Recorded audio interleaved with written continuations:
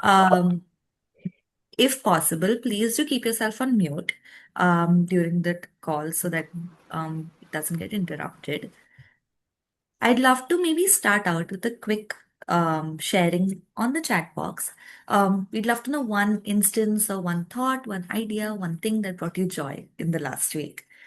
Please do share your thoughts in the chat box and we'll get started.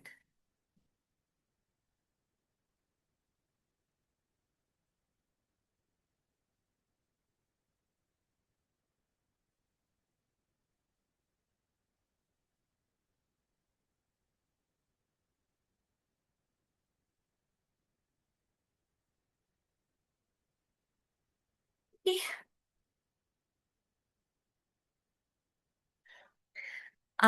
Shruti, the question was, please do share one instance from the last week which brought you joy. And Aman says ability to complete the application. Very happy to hear that. Aman, that has brought you joy.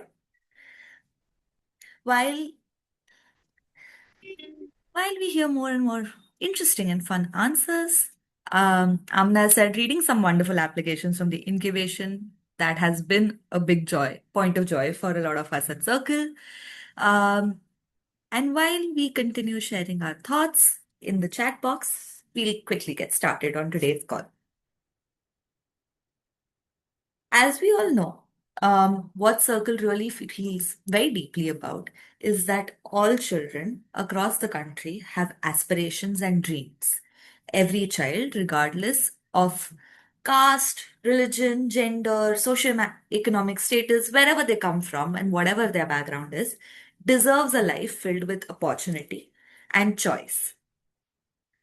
To make this a reality that every child in India gets that opportunity and choice, we at Circle reinvent schools, programs, and teacher training institutions that basically empower students from low income communities to build an India free of poverty and filled with love. This is a very aspirational dream for us, but we are surely but taking strides in the right direction.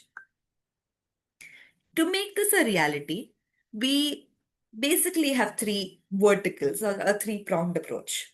The first one, which we all know about, is the Circle Incubation and Network, which is why we're also here on this call today, joined by two lovely entrepreneurs of ours, Anuradha and Ananya, and Manyata from the team who's part of the Incubation Network.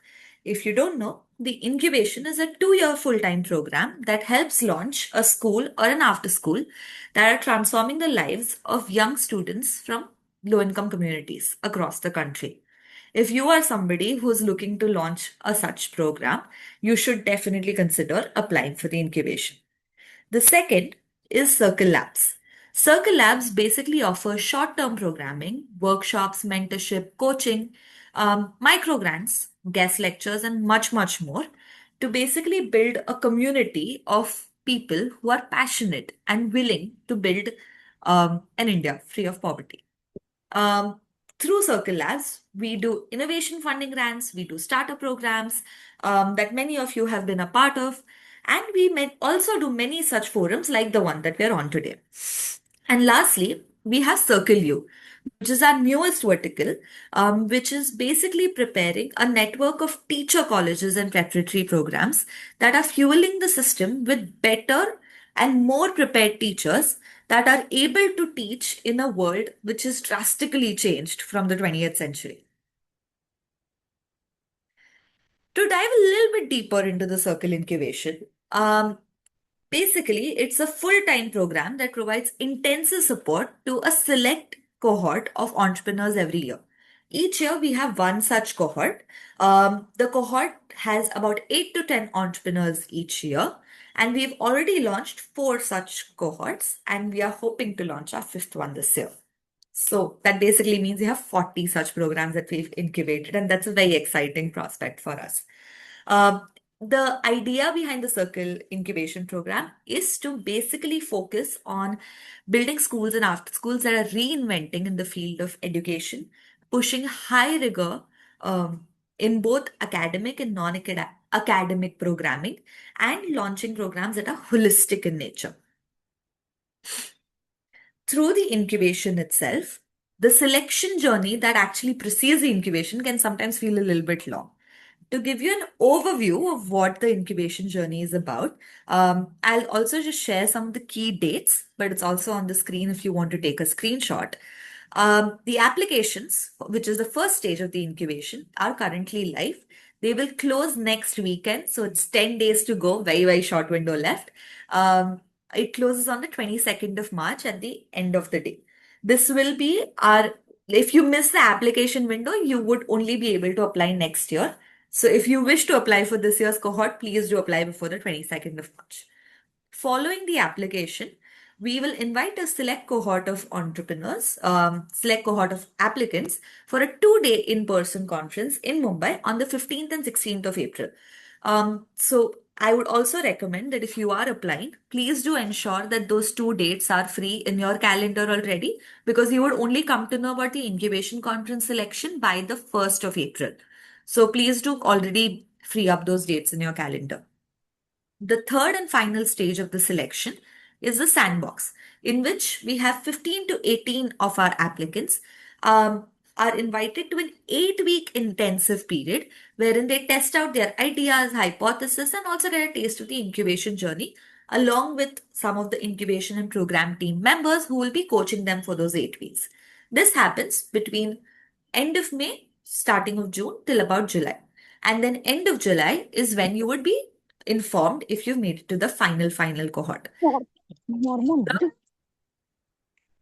The cohort launches this year in September and will graduate in January of 2028, which is 18 months from now. Post that, you are part of the Circle network, which Ananya is a very, very recent part of because she just graduated. And within the Circle network itself, you still continue to get a host of opportunities and support systems that are available to you. If you want to know deeper about this, we've already done a information session on this, and the recording of it is available on our YouTube channel. Some key dates just for you to keep in mind. We are doing a series of information sessions. This is the third one. We are going to have the final one, which is on the incubation conference and the sandbox next week, which is on the 19th of March. The application closes next Sunday, so about 10 days from now. And the incubation conference itself is on the 15th and 16th of April. I'll just leave these on the screen for you for like the next 5 seconds, just so you can take a screenshot if you wish. Today's forum, however, is more so to just understand from the perspective of people who've been successful on the very journey that you've just started, right? You've started your applications and it's a very daunting, overwhelming process, and it can feel sometimes too much. And there's a lot of questions, there's a lot of doubts, there's a lot of decision making, and we thought who better to answer some of those questions than two people who've gone through that very same journey very recently and have been very, very successful. We have Anuradha and Ananya.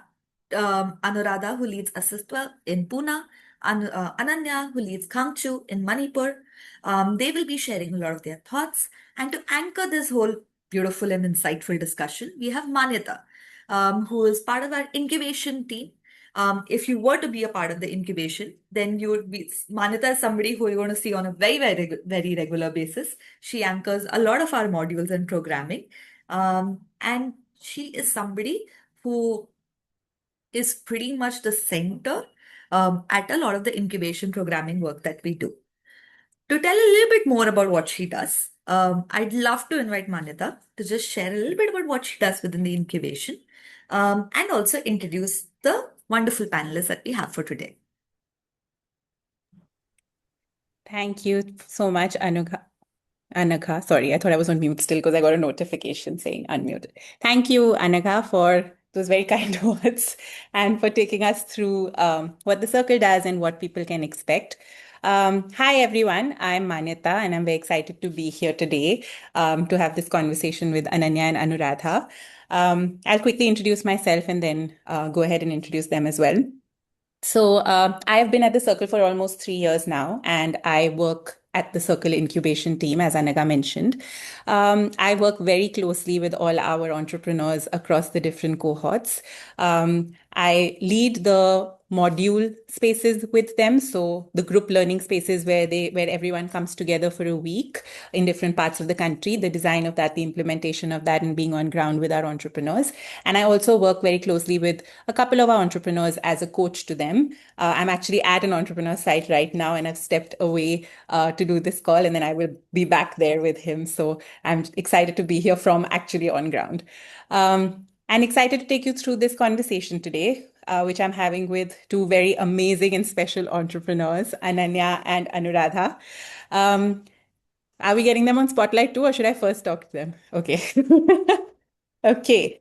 So, Anuradha is from cohort 2025 that actually got incubated last year. She is just almost about to complete year one of the incubation with us. And I think she's going to bring a most recent and fresh perspective on the application because it was just last year that she filled out the application as well and was in the same shoes as many of you here are today.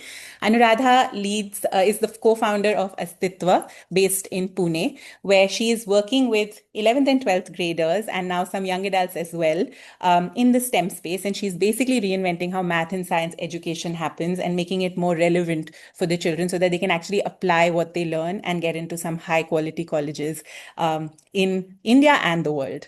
And I will let Anuradha share more about herself in a minute. The other panelists we have here is our very special entrepreneur from cohort 2024, Ananya. And I'm seeing her also after very recently we had the graduation, and now I'm seeing her after that. And Ananya works in Manipur. She is building Khaangchu, where basically she's working with kids. She started a school there, and they're working on bringing the indigenous knowledge that's getting lost, bringing it back to the kids while creating human beings who can solve real world problems as well. And she's building that with a deep intent, and it's very hard. And I know that there's a lot going on right now over there with a lot of unrest as well. And I just know that it's very hard work that she's doing, but it's very important work. And for that, deep gratitude to her as well. Okay. Before we move ahead in this conversation, I'd love for you guys to talk a little bit more deeply about your work and introduce yourselves, and then we can get moving in this conversation. Ananya, would you want to go first? Yeah, I don't mind if I take up a lot of time. Just let me know. 5 minute pe just if I speak too much, just interrupt me. Feel free to interrupt me. Anyway, I'll just share my screen. Hi everyone. Good evening. Um, is my screen visible? Not yet. Not yet. Now? Yes.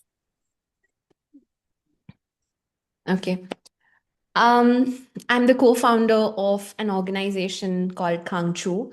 We are based out of a remote village called Buanrong Todaizang in the None district of Manipur, and we're essentially working for children of indigenous communities in Northeast India, where we're offering them culturally rooted participatory learning to make them informed to lead and skilled to solve real-world challenges. This is a picture of our very, very beautiful village. We are quite remote. It's called Buanrong Todaizang. It's about 120 kilometers from Imphal city and about 19 kilometers to the nearest highway. We're also situated quite far, approximately 300 kilometers from our nearest railway station, which is not in Manipur but in Nagaland. But you can see the village. This is where we work. Um, this is a picture of me on my very first Sunday at Bonrong Tadaizang. I'm not from Manipur, I'm originally from Jharkhand. But I visited here to volunteer. And unfortunately, 3 days into my visit, the war between the Maitai and the Kuki communities in Manipur broke out, and I essentially ended up staying much longer than I intended to because of the internet communication and transport ban that was imposed during that period. This is my first day at church, getting along with the kids, and I think this is where I got the opportunity to spend so much time with the community to actually know what was breaking down for the Rongmai Nagas in India, the indigenous community that we work with. And essentially, we kind of consolidated all the information that we received to come to this particular pyramid of influence, which we call. At the base of it was lack of contextualized learning curricula, which was causing school dropouts. The national education policy also acknowledges that indigenous communities do not find conventional education relevant due to their historical, cultural, and geographical factors, and our children are basically not seeing themselves being represented in the content that they learn, which is why the dropout rates at formal education at primary and secondary are so much higher in the Northeast as compared to the other states in the country. 20% of our teenagers were also then post dropping out of school and engaging in substance abuse and alcohol consumption regularly. And then further moving up the pyramid, we noticed that, and a lot of data suggested that 3 out of these 5 teenagers who were leaving school early were then also turning to marry early, or in extreme cases, join the insurgent armed groups, which was leading to the conflict in the region. And that is when we realized that one size did not fit all. And we, along with the community, revived the Khaangchu of the Rongmei Nagas. These are essentially morungs, very similar to the Gurukuls in India. Indigenous communities in the Northeast, Nagas, historically had institutions called morungs, which served as the primary site where the community came together to learn and pass on indigenous wisdom. Intergenerational learning was at the core, and this is the space where learning was made extremely relevant and contextualized for the community that created an empowered community. You can look at the picture of a morung at a Naga village. Today, morungs are not functional in most of the villages because the school, the conventional school, replaced these institutions. But what we have done is we have revived the Khaangchu at Bonruang Dadaizang. This is our school. This is where the kids come to learn. We're blending contemporary approaches to education while also emphasizing immensely on indigenous wisdom, which we feel makes learning empowering for an indigenous community. With this, we're working with a vision towards a legacy of peace, prosperity, and shared opportunity in the northeast of India. We have 2 key learning experiences. We believe that the community is their classroom, and we heavily emphasize on the whole self wellness of a child because our children encounter a lot of trauma from war in the region. And our approach is essentially to revive and sustain the Khaangchu of Rongmei Nagas to create culturally relevant, community driven learning experiences. Programming at Khaangchu, we think of the community as the classroom where the pedagogy is rooted in their indigenous identity. We have co-designed learning spaces. Each and every person who has a skill, an art, or anything to teach is a teacher at Khaangchu. We co-create, co-deliver our learning experiences with the community, emphasizing a lot on shared reflection and evaluation within the community. So the village authority, the people in the village take part in also evaluating our program. We believe that with all these experiences, our graduates will grow up with a very, very strong sense of pride and purpose in their identity, becoming informed to lead, skilled to solve, globally conscious, and guided by compassion. These are a couple of our learning experiences, snippets from our space. Academic excellence, emphasizing heavily on foundational literacy and numeracy. We have immersive experiences where we take learning out of the classroom into the village. Service is at the core of our community, and hence children are actively participating in serving their community. We have also been heavily emphasizing on teacher capacity development because of how remote we are. We're hiring locally and then emphasizing on robust teacher capacity development, also in partnership with Circle U. These are a couple of pictures from Circle U and the exposure that they received through the Circle. And I think in doing all of this, we believe that in the next 15 years, Khaangchu will emerge as a proof point for the government of India to drive contextualized education, efforts in education for all the other 700 tribes in the country. This is the brilliant team that I work with. Kabit Hoi, my co-founder, and the teachers at Khaangchu.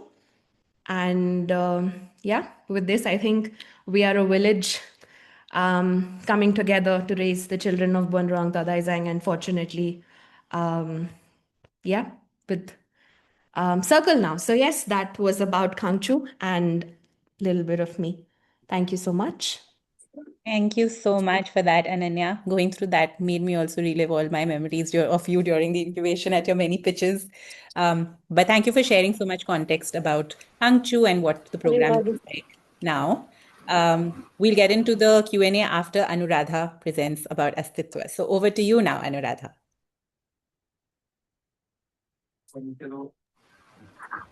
Hi. After this rather amazing and stirring presentation, my work is going to seem a little boring and very academic, but here goes. So I'm Anuradha, and I am the current batch, in the current cohort. So I've spent about 6 or 7 months at the circle, and I've been having a really amazing time. So basically, I'm building something called Astytva in Pimpri Chinchwad, which is the twin city of Pune. And the vision of Astytva is that every child in Pune has the agency to create the future they want for themselves and their communities. And our mission is, Anaka, next one. Sorry, give me 1 sec. Mission, Okay, tech no error problem. happening. Yes, tech error is happening. Give me 1 second. Let me reshare. No problem.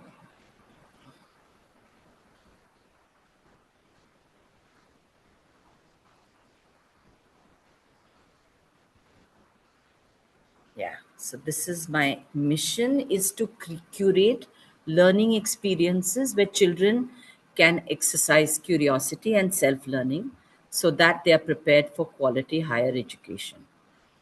So in a nutshell, I work with young adults, so children from 10th, 11th and 12th grade.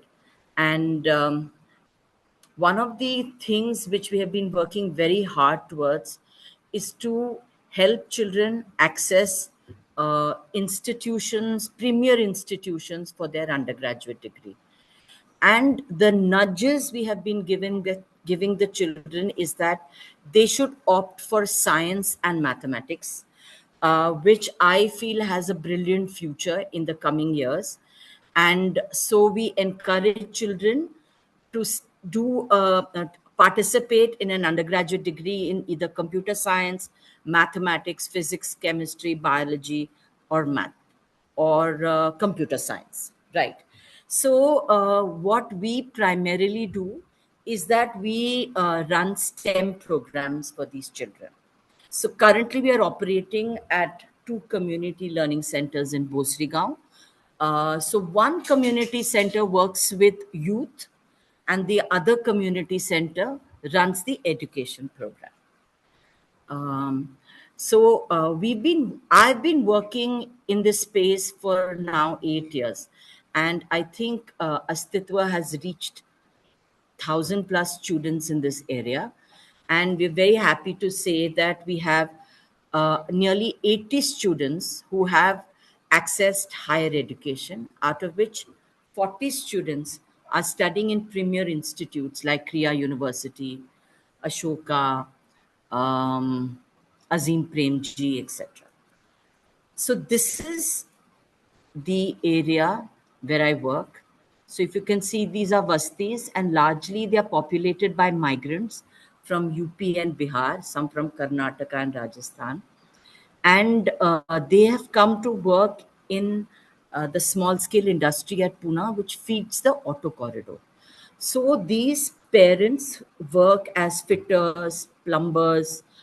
They run machines which pull out uh, bolts, nuts, and they have a lot of financial insecurity. Especially during the pandemic, we found that a lot of the parents lost their job, and there was reverse migration back to their village. These children access education through the municipal schools or low income private schools in the area. Next slide. Yeah.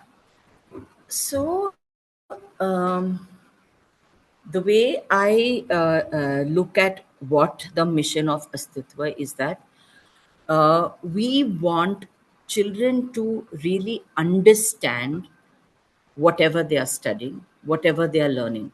So, what we have seen after looking at data and speaking to many, many, many children is that in the 10th and the 12th, the focus is on the board exams, right? So, a lot of the learning is rote learning. So, there's really not conceptual, there is very, very little conceptual understanding. And so, what happens is children learn and they learn for the exam and they instantly forget. So, we felt that we have to shift this, and we also realized that this the educational system, which has the teacher who is the imparter of knowledge and children passive listeners just receiving the education, is not working anymore. A lot of our seniors who are in these premier institutes tell me that when they go there they have to study math and science once more, because what they've studied in the 12th they have forgotten. So then we decided that we needed to really understand what pedagogical practices are we going to use so that there is real conceptual understanding, and children realize that education is a part of their life, abstract out there, but it's something useful, which lot of you'll find a lot of our work in the sciences and in mathematics is by doing, by exploring as groups. There's a lot of peer group learning and a lot of application of concepts to real world problems. So the current, so if we can go further, you can see that the children have made this parabola out of some, yeah. So basically, if I give you an example, there is a real world problem which we share with children, divide them into groups, and then they problem solve. And finally, what happens is that they build concepts by themselves. So it's not as if we are giving any formula, but from a problem solving exercise, they build towards some kind of generalized forms. So that's what I have been doing for the last year and a half. And yeah, if you, I see that children are more interested. There is a huge increase in attendance. We have very few children who are missing out on classes because they're telling us that they're finding the classes interesting. So I think that's a huge yeah, kick for me. So this is something they did. They tried to show the curves with their bodies. Yeah, thank you, thank you. That's me. Amazing. Thank you, Anuradha, for sharing that. Yes, Anuradha is actually just in the midst of her pilot, and she's gathering all learnings around what it will take to reinvent math and science education for kids to make it more relevant and real, applicable to the real world. Okay, so let's dive into this space. I will ask you both a couple of questions that will just help bring out your approach to the application process and also advice you have for the folks here. And then we'll open it out to the larger group for any additional questions that come in. And in the meantime, to everyone who's listening, if you have questions that are coming in or coming to your mind, please feel free to keep putting them in the chat so we can also answer them along the way in our conversation. Okay, so let's start with just if you can both share in like a short sort of couple of lines, what was your main motivation to apply to the incubation? What drove you to decide to apply at the point that you decided to apply? I can go first, Anuradha, if that's okay. Yeah. Yeah, I think yeah, I was doing prior to the application, I was doing a lot of things, just shooting arrows in the dark. I knew this is what we wanted to build, but there was, and we also started working with the immediate set of kids that we could. And that was also not something that was very planned. We just wanted to start off and we started it off. I think the reason I applied to the incubation, one of the biggest reasons was that I wanted a little bit of direction, a little bit of like expertise, expert guidance into just the design of the program in order to make like the work more efficient, because right now things were not happening. We were not able to track our progress. We were not able to evaluate our learnings. I think just the program design and the mentorship was what I had applied for to begin with. Yeah. Thanks, Ananya. What about you, Anuradha? So I'd been working in Bosrigaon for some 7 years before this, and I think I was just working with blinkers. I didn't have a community around me. I felt quite lonely a lot of times, and there were only students and parents who were there around me. And I just felt that there was so much happening, and I was trying to get all that information of the outside, but there was just too much of noise. I didn't know who to read, who to listen to, whose guidance should I take. And I was completely alone, and that's when I felt, okay, if I join the circle, I'll have a community of people who've already done this before, and so they can help me. And for the same reason, like mentorship and also expert guidance, because I also wanted to learn how do you build an organization, because I just registered the organization a year back. So then how do you build an organization along with purpose? Yeah, that was my reason. Great, thank you. I just wanted to anchor us in your motivation before getting into this conversation because I think it'll be helpful for people to also hear what got you to apply to the Circle Incubation. And so, my first question, I think, with regard to the application is that we have an extensive application, right? It has multiple parts, and both of you went through that application with 4 parts to it. And the 2 middle parts, which is the written responses and the video responses, is also quite in depth and takes time. So I just wanted to hear from you all. How did you even approach it? Like, did you have what was your process? What was your mindset? How did you go about it? Was there any logic you followed? So yeah, what was your approach to the application?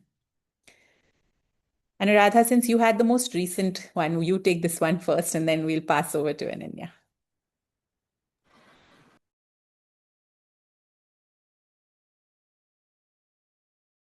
Anuradha, you're on mute.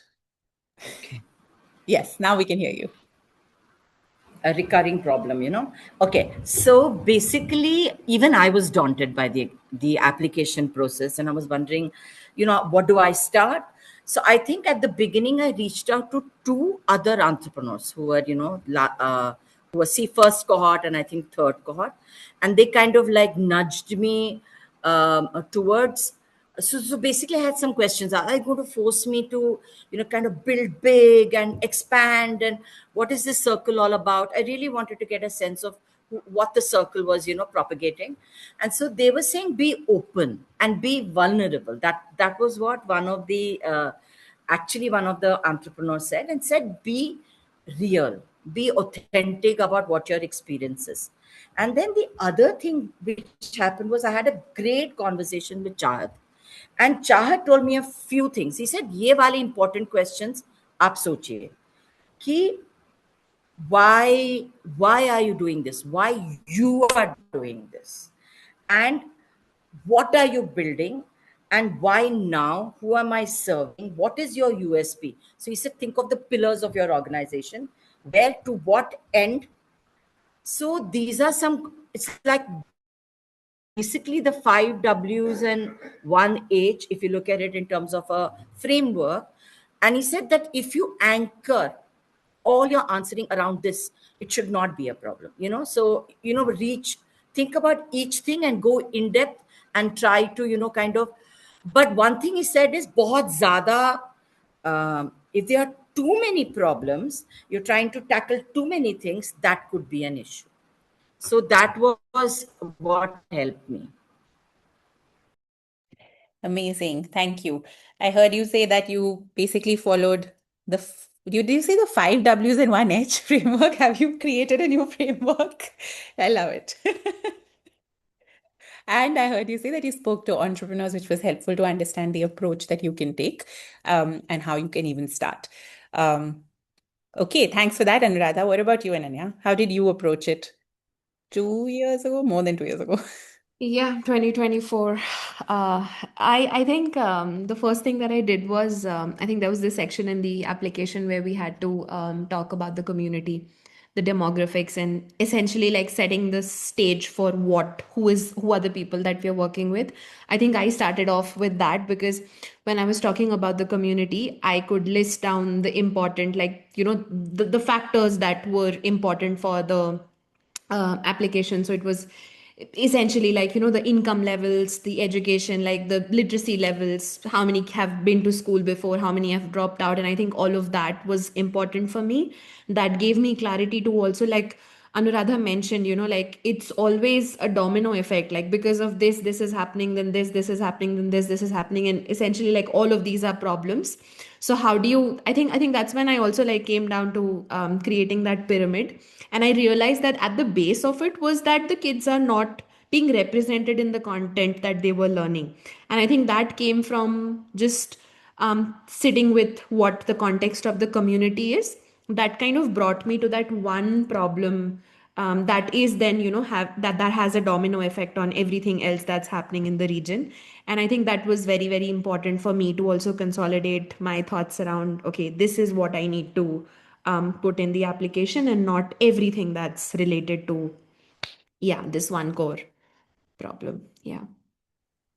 Got it. Thanks for that. So you anchored in the community and started there and then went from there because that was what you thought would be core to answering first. Very helpful to hear that. Thank you for sharing that. And I think my next question is actually a build off of that point, is that so both of you were already on ground, you had already done work on ground with the kids that you are building the school and after school for. And I would love to know how much of that on-ground experience and working and immersing in the community and with the kids actually helped you with filling out the application and actually, like, was able to guide you to fill out the responses, because it is very focused on community and what you've done before. So how much did that help you, and what of that did you actually bring into the application?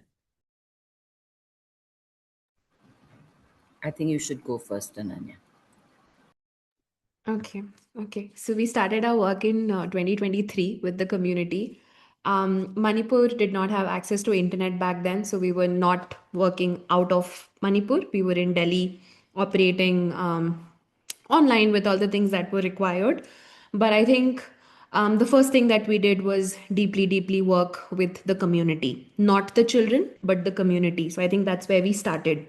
So a lot of understanding of what the work would be came from my understanding of who the people are, and not just focusing on who are the kids that we want to work with.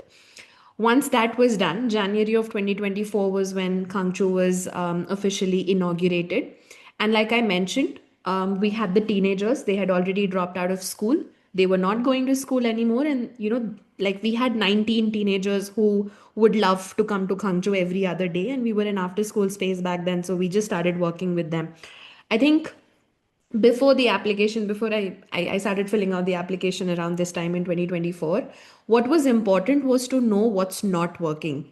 So I think in the first very random pilot that we conducted, we realized that this model is not working out with the teenagers because we needed the foundational ability to read, write, and express. So FLN emerged as a huge gap during our work with the teenagers. So I think while filling out the application, I was 4 months into the pilot that we were conducting with the teenagers, with a lot of understanding of what the problem in the community is. And I think what emerged out as, like that one thread that kind of helped me with the application was a good amount of clarity on what has not worked, and what would then I hence propose to kind of, pilot and work on to build during the incubation. Yeah, that's very helpful to know. I think it's extremely crucial actually to be on ground, to pilot, to test, and to find what doesn't work. Because what works, then why do you need to build more for that, right? Or you already know, then why do you need this space? So I think like bringing that out is something that's very crucial. And I'm glad that you brought that point as well. Thanks, Ananya. Anuradha, do you want to share? Yeah, so basically at Bhosri Gaon, Astytva grew with the children we were working with. So as they literally grew from class to class, we pulled ourselves by our bootstraps and made ourselves build capacity within ourselves to meet their diverse needs. So when they came to 12th grade, we started looking at universities and stuff like that. So it was a bit of that which we had done. And because the children had started going to university, I also had been there for 8 years. So I had a huge community around me, parents, teachers, lot of people around from different strata, different kinds of people, a lot of conversations. I love talking to people. So, a lot of stuff I used to hear. But the students who reached the college, they, gave me very valuable advice. They said, ये नहीं काम कर रहा है दीदी, ये हमारे centre में हमको ये और करना पड़ेगा, या अगर आप ये चाहते हो तो ये करना पड़ेगा. So, a lot of that stuff came from the children. Also, I got some amazing material from the circle, which was material which Transcend had created. So questionnaires with children, so that, so I ran a lot of questionnaires with the 12th grade of that time, and they gave me some amazing advice again. So, and I also came to understand from them, as Ananya said so correctly, what was working and what was not working, what were those gaps. And then I said, okay, these are the gaps, and I don't know how to do it, but I'm out of instinct, I'm saying we need to change our pedagogy. तो मेरे को पता था gaps क्या है, but कैसे करना है बहुत अच्छी तरीके से नहीं पता था. But I took a thing, because I been there for many years, I took a call and I said, ये मेथड ऑफ टीचिंग बहुत गड़बड़ है, we have to change that. So literally that is what I came with to the circle, and I looked at my application in that. Amazing. Thank you. I think from both of you, what I'm hearing is talk to the community, immerse in the community, listen to the community, and then you'll find out what is working, what is not working, and that'll help you be able to also, that'll help feed into what your responses in the application also reflect. So thank you both for that. Yeah, I think from what you've said, I'm going to just add, like, follow that up with another question. And that is that because both of you were so deeply immersed in your communities before you even applied, and like Ananya, you said you knew what was not working within the program and you knew where the breakdowns were happening.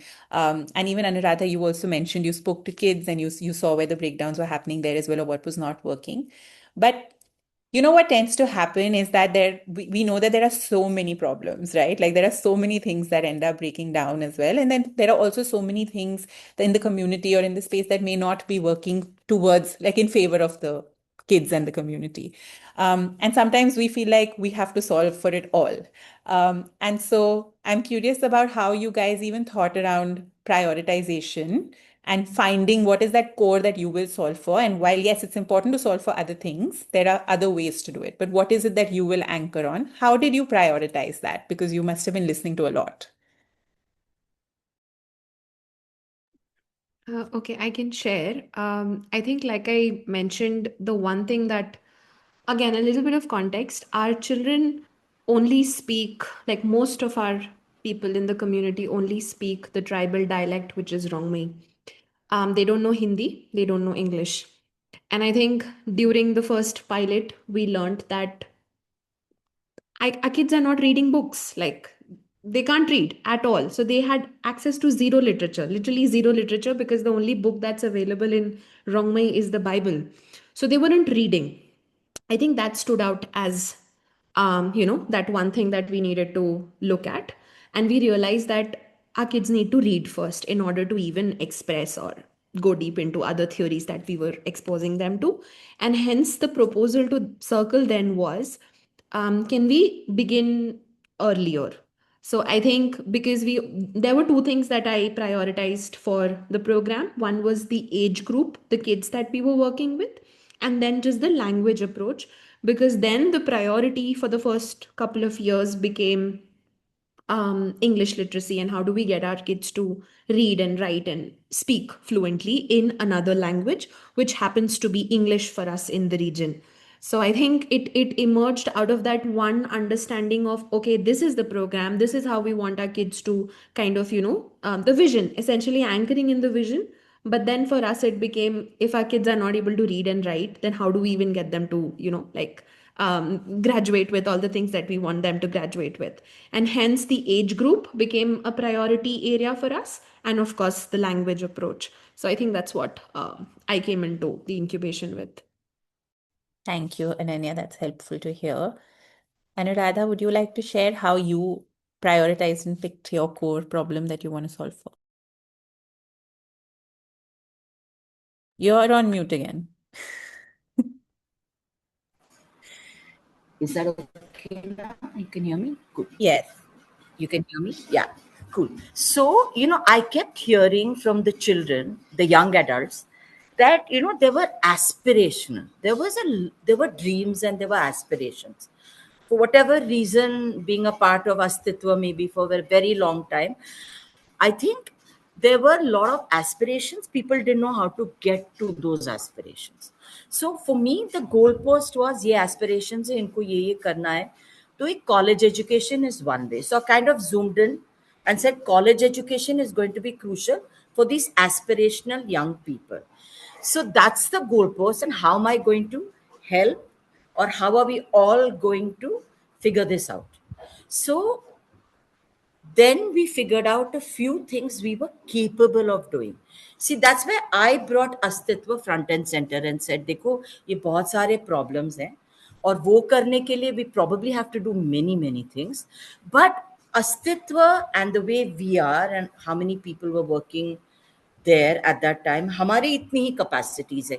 Even if we improve our capacities, this is what we are passionate about, and this is what we can do really well. So that's what I decided, ki it's better to be minimalist and take a few things we can crack and do well, and then we can, start building maybe 5 or 8 years hence. So that was my approach. Yeah, thank you for that. I think identify the problem, but also identify what is the community, aspire towards what is their hope for their kids, and then bring those two together, along with, like you shared, what drives you and what do you want to offer as well. So it's like a balance between the three that help you arrive at what you are actually going to be offering. Thank you so much. That was all very helpful to hear. I'm going to ask you guys to share just one last piece of advice before we take questions that are in the chat also. But any like big picture advice other than everything you've shared that you have for the folks here who are taking on this application?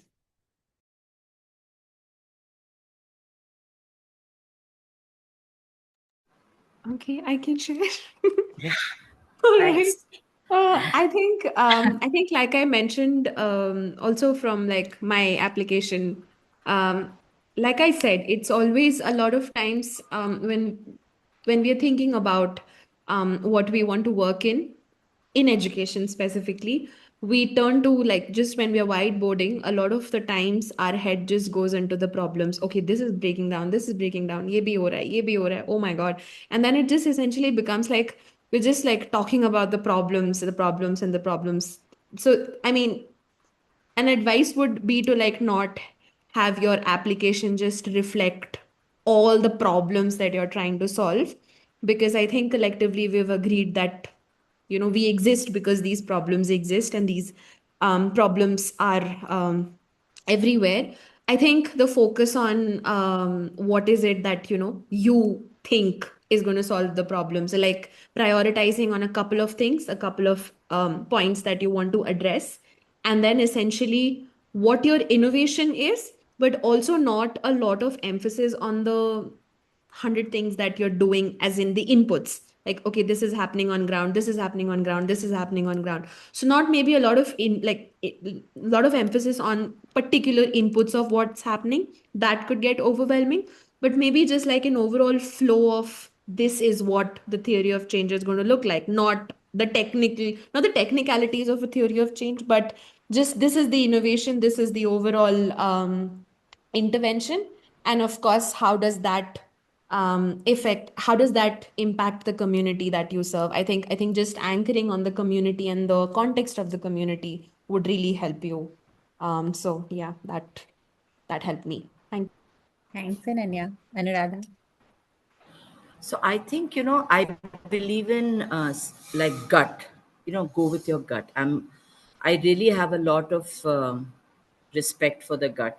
So if you've been thinking about this for a long time and you want to help children go somewhere, your gut is going to tell you some stuff. Listen to it. And, look at that and then go and read up stuff. I really believe in reading and researching stuff.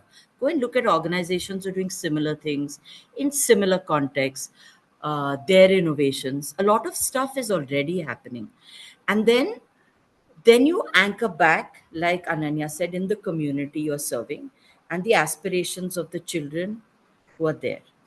So, yeah, so that's how I would go. So trust your gut because you have been there and you're passionate enough to raise this as an issue. So you've thought about it.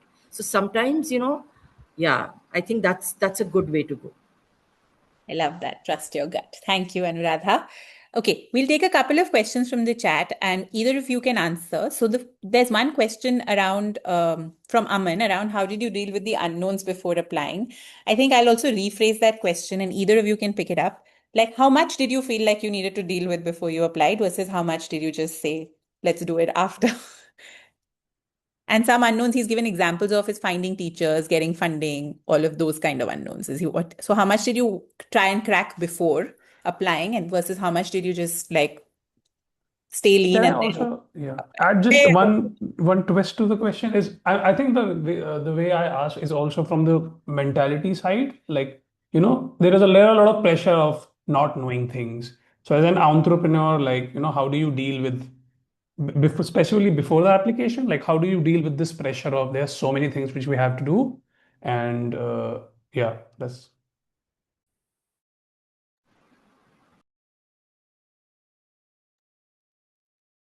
Ananya, you're on mute, Yeah. huh? Okay. Yeah. I'll address that. I think I was the only teacher.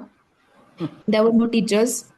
I'll also come to your question around the teacher capacity and the teacher recruitment bit, Aman, that you asked. There were no teachers. I stopped thinking about teachers.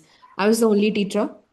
I also was not thinking about scale because the funding and all of that would have become a problem if we, started off with a lot of kids. I started out with 20 kids, 12 teenagers when we were working with teenagers, and 20 kids when we moved to the younger age group. And I think the 1:20 teacher student ratio is what I settled with. So that bit was known to me. And I think the funding was not at all clear to me. Like Manipur Northeast funding is still a big challenge for me. I think that was something that I deprioritized because I figured out like I was kind of banking on my network to kind of get me the bare minimum that was required to run the program. But I think what was non-negotiable was for me was what is it that I'm going to do with these 20 kids. I think for me a lot of the other things were unknown and I let it be because that is what I was going to the circle for. The unknowns that would then eventually had to be figured out in order to scale the program, take it to more kids. But I think what was the bare minimum was keeping the group small to kind of test the program, test the learning experiences that we wanted to take to more children, to also quickly, just get it done with and fail and see what's working and what's not working, but also not relying on, like creating that team first, building capacity first. So all of those areas were just like unknown to me back then. Yeah. I completely agree with Ananya. Even I didn't have anything which was set in stone or anything. But then I had an idea and I felt okay, अभी नहीं करेंगे तो कब करेंगे और circle के साथ नहीं करेंगे तो किसके साथ करेंगे. So I literally said, okay, I'm going to take a leap of faith and I'm going to try this. And we'll see what happens. Like Ananya said, they have a community, they are experts. Maybe somebody along the line, will understand what I'm trying to do and help. So I think sometimes it's great. Yeah, if you know of a problem and you have an innovative solution, go for it. The others, I think we can work Yeah. towards that at a later stage. Yeah, I think the advice to you would be to start lean. You're not expected to have those things figured out at this stage, but at least you should be grounded in the community and immersed in the community. And then many of those things also build out, and you get support for those things through the incubation journey as well. Thank you for the question, though, Aman. If you have more questions for Ananya around teacher capacity, you can also take them offline. Ananya, I'm sure, would be happy to answer those questions. I see there's a question from Ranjana and she's saying she needs to drop out, but I'm not sure where that question is. I think I've missed it. Ranjana, do you want to just come off mute and voice yourself? Yeah, actually, hello everyone, and thank you for this show. It was me and I could attend previous too. So I have a question for both of them. Actually, am I audible because my network is little like Yeah, disturbing. you're audible. Am I? Maybe you can Yeah. turn your So video off and voice it because it's breaking up a little bit. okay. So my question to both of them is like, um, I apply like last year also I applied, but I could not make through the application. So I just want to know, is there any kind of like hint or any kind of thing which they want me to keep in mind while applying this time? Like any specific thing which I can keep in my mind while applying this time? Ranjan, I can take that question. Ranjana, thank you for that question. I know you also reached out to the team. I'm happy to chat with you offline about this because it'll be very context specific. Yeah. But no, thank you for surfacing it and I will respond. Thanks, Yeah. Amina. Thanks, Amina. Thanks, Ranjana. I'm just seeing if there's anything else in the chat around the application. I don't see anything around the application specifically in the chat. I do see something around communicating your vision to the community. We can come to that, but I'll just first check with people here if there's anything more about the application, the process that you'd like to surface, and then we can answer that question as well. Anyone, anything? I have Is it one. okay if I? Yeah, Varsha, go for it. And then we'll take Aman's after that. Go for it. Yeah, so my question is specifically related to the one question that Ananya mentioned. She focused the most on talking about the demographics and the challenges and the strengths of the community. Now I do understand. I firstly, to give you some context, I have not done any pilot with my project. So I'm already in this imposter syndrome, wondering if I am, if my vision is good enough. Secondly, while I do have a basic understanding of the community that I want to serve and the kind of challenges that they are facing at the moment, and I have a very basic understanding of their strengths, I do also acknowledge the fact that there are quite a few unknowns.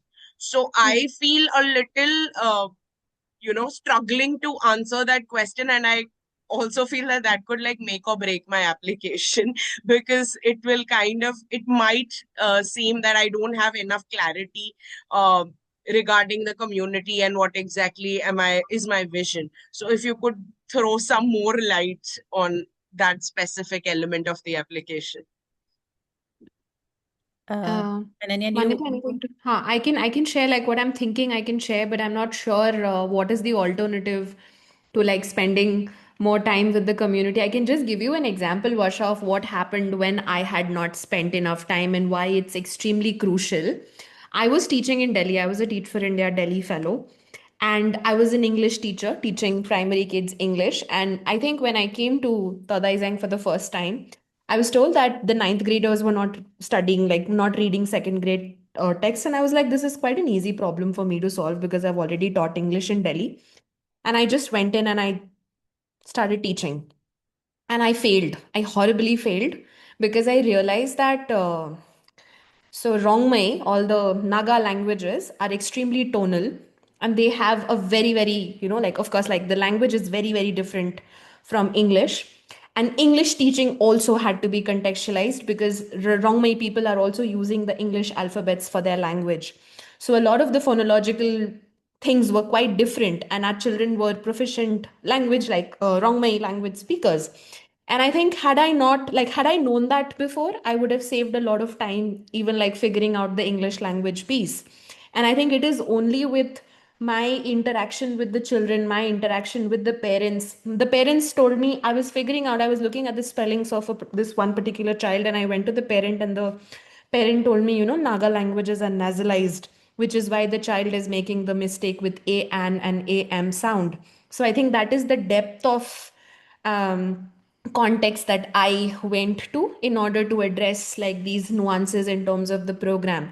So I really think it's extremely crucial for you to just spend as much time, maybe not in the community, like you don't need to, if you don't have the time, you don't need to speak to like 30, 40, 50 people, but even if you speak to like 3 to 4 families in depth to understand the history of the community, where is it that they come from, how is it that like the communities, I think community's history would be one big factor for you to understand. And I think that is going to give you the starting understanding of where you want to take your program. Otherwise, it would be just you imposing an idea that, you are brimming with on a community that might not need that particular innovation.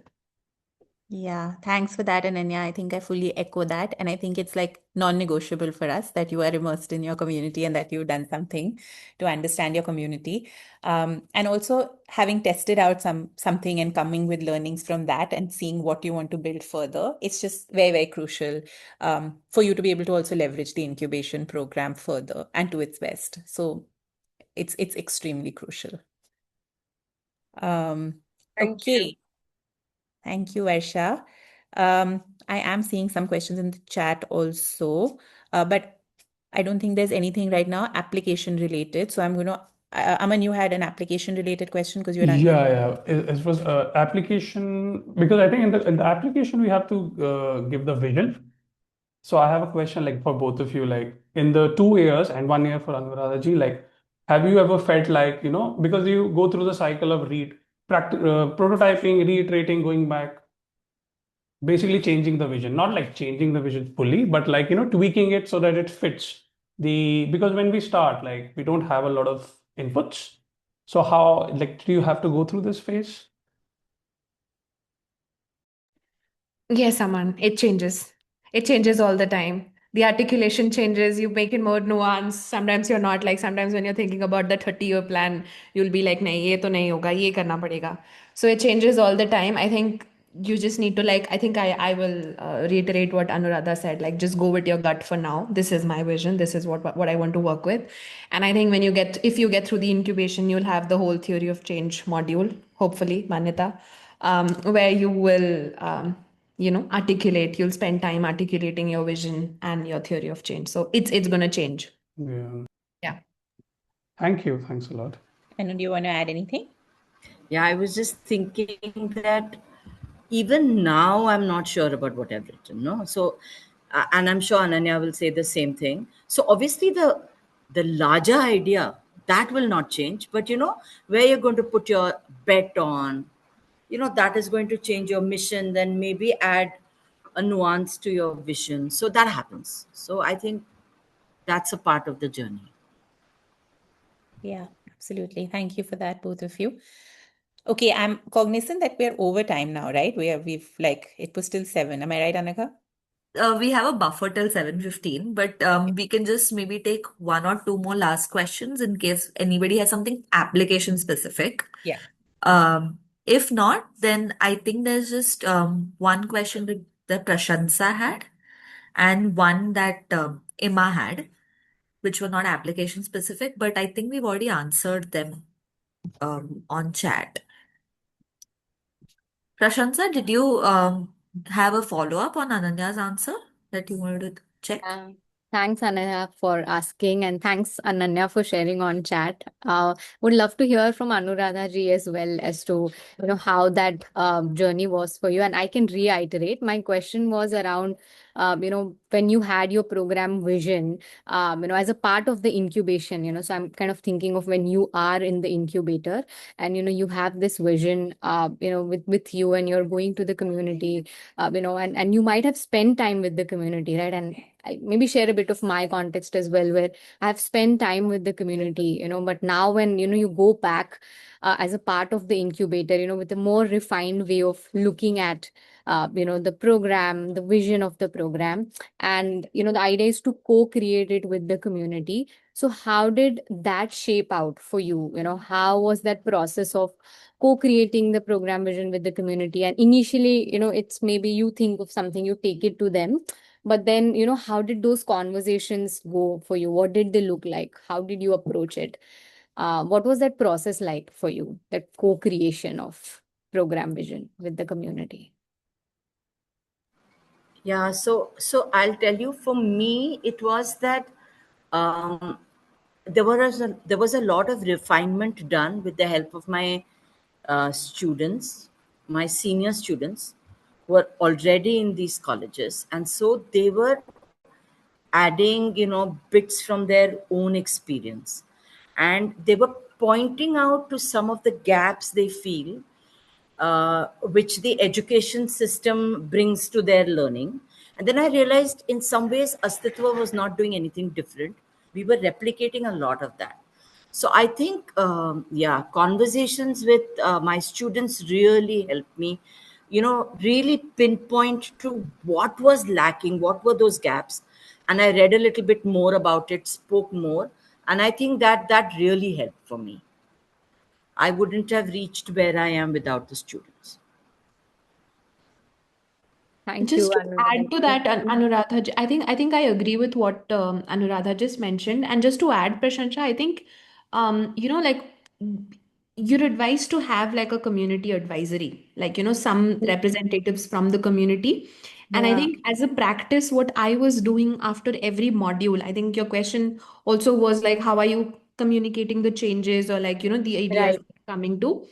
As a practice, it was a ritual that every time I would come back from a circle module, we would Mm. have a community meetup. And I would essentially like tell them this is what happened, this is where I'm at. And all the work that I did during the module, I would quickly present it to them to just keep them on the same page. And I think that also helped, like through the 18 months the community at all times was like updated on what's happening with the program. So every time there was a reiteration, they would know that this is happening because this is what has happened. So I think that helped too. Okay, thanks, Ananya and Anuradha. I had seen somebody's hand up, Rekha, I think, but it's gone down. Rekha, do you still have a question or has it been answered? Okay. Hello. Yes, hi. Hi. Yeah, I have actually question. Yeah. Yes, go for it. So, yeah. Can I speak in Hindi? हाँ जी, please. Okay या ये अच्छा है। The circle का जो programme है वो अच्छा है और एक कम्युनिटी है जो कि काफ़ी स्ट्रांग है और हमें काफ़ी लर्निंग इससे होगी। हमारा जो काम है वो आफ्टर स्कूलिंग का काम है और बच्चों को थ्रू नेचर तो उनको लर्निंग करवाना होता है और हम लोग उस तरह के पद्धति में जाते हैं और नेचर एजुकेशन पे ज़्यादा फोकस करते हैं और एक्सपीरियंस लर्निंग पे। तो मुझे अच्छा लग रहा है कि इस तरह की कम्युनिटी के साथ जुड़ने का मौका मिलेगा और बहुत कुछ सीखने का मौका मिलेगा। साथ ही साथ क्या मतलब किस तरह के हमारे टीचर्स को या हम लोग को मेंटर के रूप में क्या स्पेसिफिक मिलने वाले हैं और फाइनेंशियली सपोर्ट भी है क्या, मैं ये जानना चाह रही थी। Thank you. Sorry, the last part broke up for me. Anagha, can you just clarify what I the question think was? she was asking regarding the financial stipend as well that is provided.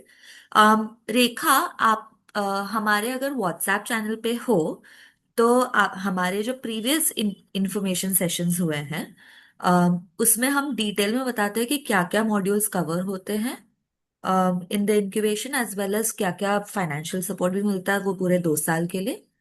I have posted the link also of the WhatsApp channel on the chat just now. तो अगर आप वो join कर लेंगे तो आपको links वहां पे मिल जाएंगे just because it's a very long answer for to that question and I don't think we'll have enough time to go into depth right now for it. Yes. Okay. Okay. So, being cognizant of time, I think we'll close it out over here. I just wanted to say thank you to both Ananya and Anuradha. Thank you so much for making time, for coming and sharing all your insights and your journey and your approach. I think when entrepreneurs share, I think it's the biggest learning for other people because you've been through the process. So, thank you for being so gracious with all your sharings. And I had a lot of fun having this conversation with you all and seeing you all after a while. Okay, and with that, I will hand back to Anika. Thank you. Thank you so much, Manyata, Anuradha, and Ananya. And I feel like this couldn't have come at a better time for all of our candidates. Um, I'm going to just share a brief poll on your screens that which should be visible now. If you could take a couple of seconds to just fill that out for the feedback for this forum. I'm also sharing the link to the application form on the chat, and you should be able to see that soon as well. If in case you have forgotten, the applications close out next week, so you have about 10 days to fill out all of your applications to have a chance to basically be a part of this year's cohort. They will close out at the end of the day on the 22nd of March, which is next Sunday.